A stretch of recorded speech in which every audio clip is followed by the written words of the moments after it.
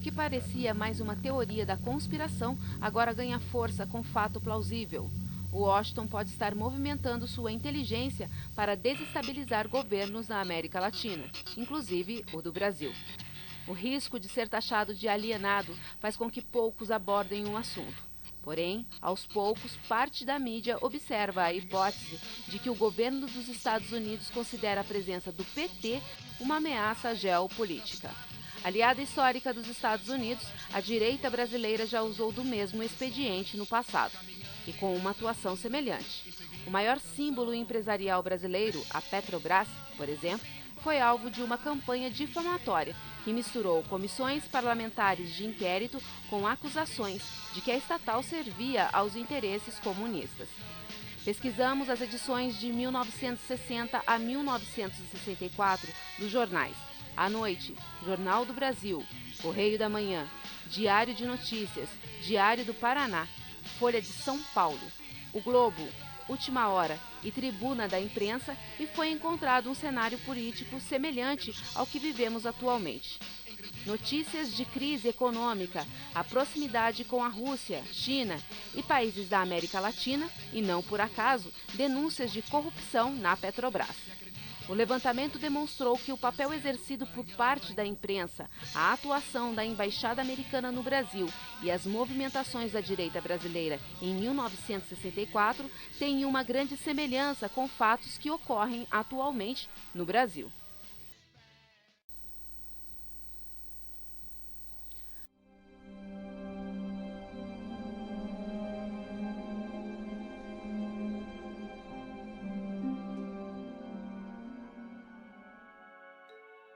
Antes do golpe de 64, em 1961, uma CPI investigou supostas irregularidades na construção de refinarias da empresa. Era presidida pelo então deputado federal Antônio Carlos Magalhães, que pertencia aos quadros da UDN. A investigação, em cima da estatal brasileira de petróleo, durou cerca de 3 anos. Suficiente para manter o discurso da direita contra Jango, ocupando páginas dos jornais e noticiários de rádio. O fato, além de revelar que a corrupção naquela empresa não começou nos dias atuais, demonstra algo ainda mais emblemático. Atacar a Petrobras desestabiliza o governo federal. Símbolo do nacionalismo, mergulhar a maior empresa brasileira em escândalos torna a opinião pública suscetível ao sentimento de corrupção generalizada.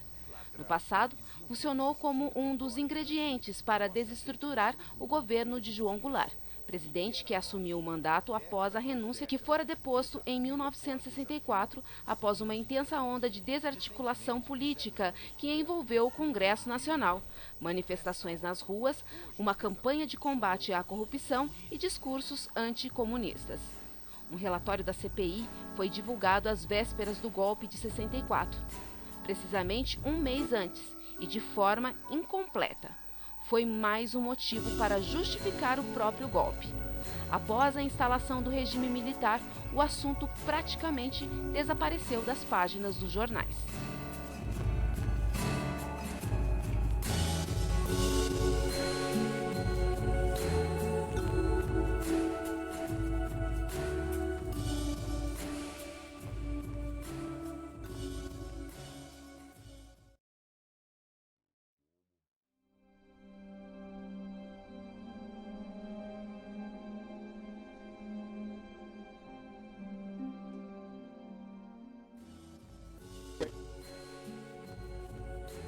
Dentro do processo de tornar público arquivos secretos americanos, decorridos de 50 anos dos fatos que geraram os documentos, recentemente o governo dos Estados Unidos disponibilizou gravações e informações sobre o período que antecedeu o golpe de 1964 no Brasil.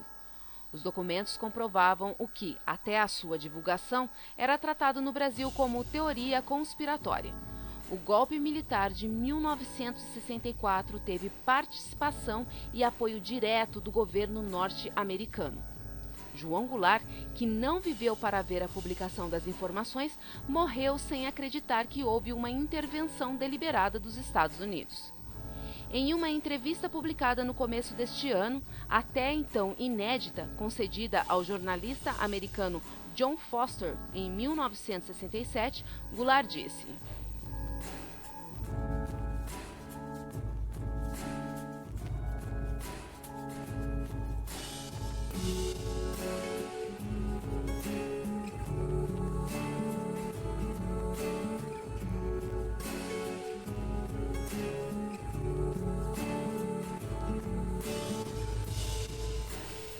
a história provou que Goulart estava errado. Em 7 de outubro de 1963, Kennedy esteve reunido com Lincoln Gordon, embaixador americano no Brasil na época, que sugeriu ao então presidente americano que o golpe militar era uma opção para se resolver a crise política brasileira. Nas gravações, Kennedy perguntou, referindo-se a João Goulart: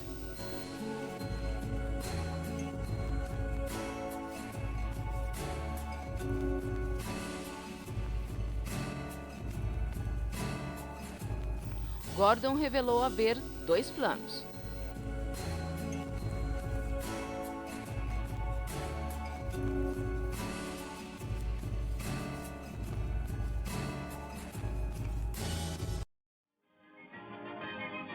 Estamos na base aérea de Washington, momentos antes da chegada do presidente do Brasil. Por uns dias, a atenção dos povos americanos esteve fixa nesta visita entre Goulart e Kennedy. 2 meses antes, em agosto de 1963, a Embaixada dos Estados Unidos no Brasil encaminhou um telegrama ao Departamento de Estado em Washington. O documento levava a seguinte afirmação de Lincoln Gordon: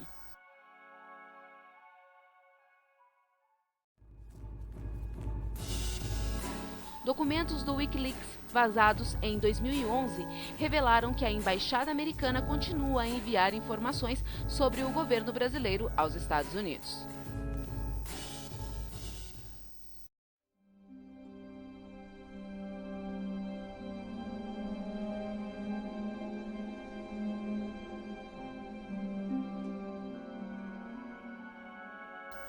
Um dos políticos que já colaborou secretamente com o governo dos Estados Unidos é ninguém menos que o atual deputado federal pelo PSB e ex-senador do Piauí pelo PFL, Heráclito de Souza Fortes.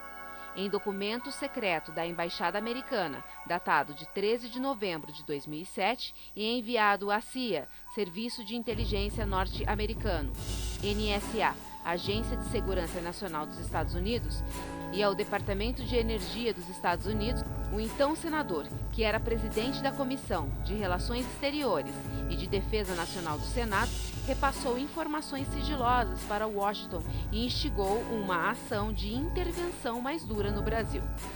O relatório, identificado como 07 Brasília 2132, o Triângulo Irã, Rússia, Venezuela ameaça a instabilidade regional. Foi escrito pelo então embaixador dos Estados Unidos no Brasil, Clifford Sobel, a partir de um diálogo entre ele e o ex-senador do Piauí e atual deputado federal pelo PSB.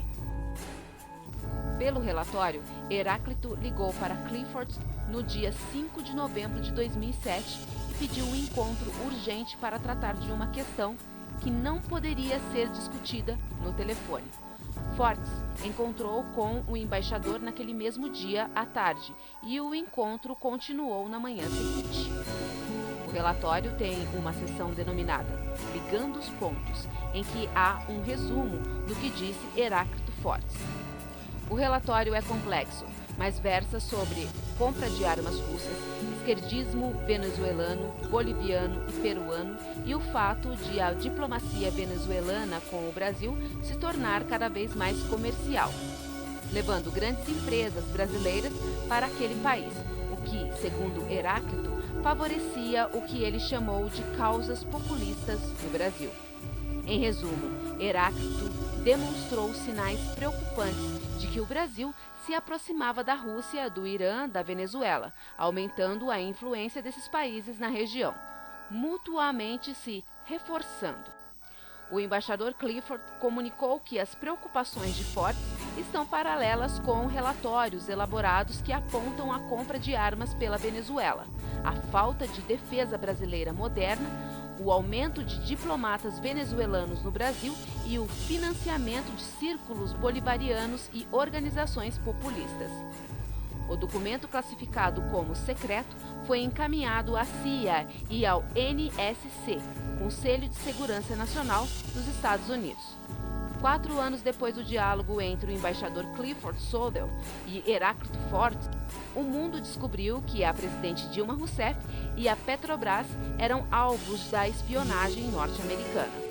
O monitoramento de ligações e correspondências de parte do governo federal e da estatal brasileira do petróleo era feito pela NSA dos Estados Unidos.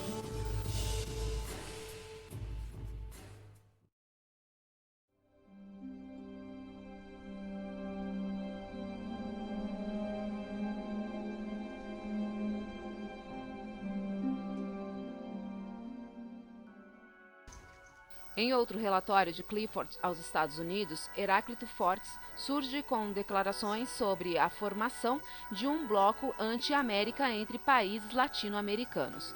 Nas palavras do embaixador, o diplomata iraniano faz lobbying para o Brasil participar de um bloco anti-América, o que, na opinião de Fortes, já inclui Bolívia, Equador e Venezuela.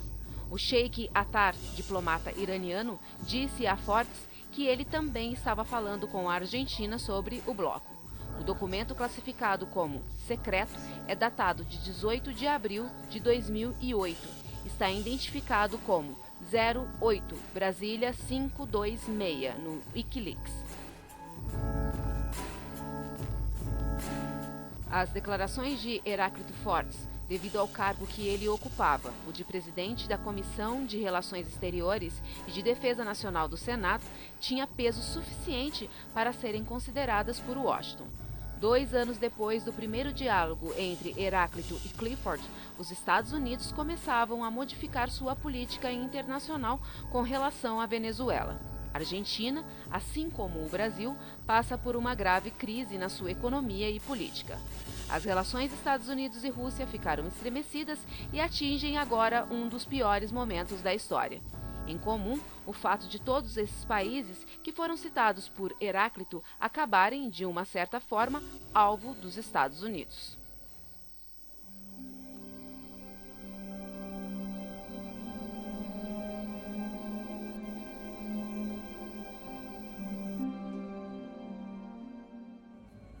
O cientista político e historiador Luiz Moniz Bandeira declarou recentemente que os Estados Unidos têm interesse em desestabilizar o governo do Partido dos Trabalhadores. Não se trata de uma questão ideológica, mas de governos que não se submetem às diretrizes de Washington, diz Moniz. Para ele, Lula e Dilma contrariaram interesses econômicos daquele país. A presidente Dilma Rousseff denunciou na ONU a espionagem da NSA. Não comprou os aviões caça dos Estados Unidos, mas da Suécia.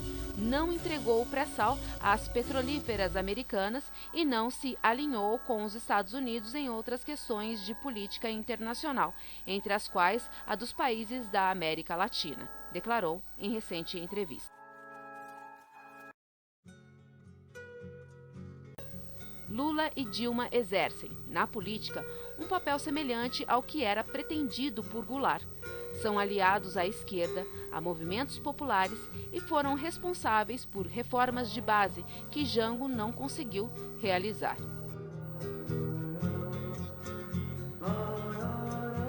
Na década de 60, as informações do embaixador americano no Brasil serviram para os Estados Unidos traçarem sua intervenção no país e foram utilizadas para derrubar João Goulart. Jango era muito próximo da esquerda, alinhado demais com a Rússia e a China, e abria caminho para um fortalecimento da América Latina. Como hoje, o Brasil daquele período era a locomotiva que liderava e impulsionava os países latino-americanos. O petróleo era um dos focos das disputas geopolíticas, assim como a abertura de novos mercados econômicos. Não por coincidência, os elementos presentes das informações graciosas fornecidas por Heráclito Fortes são os mesmos da década de 60. Petróleo, esquerdismo, relações com a Rússia e China, o temor de governos democráticos populares e o fortalecimento do Brasil e dos países da América Latina. Se o governo dos Estados Unidos está, novamente, manipulando a atual conjuntura política do Brasil, o Washington não dirá. Apenas o tempo vai dizer, daqui a 50 anos.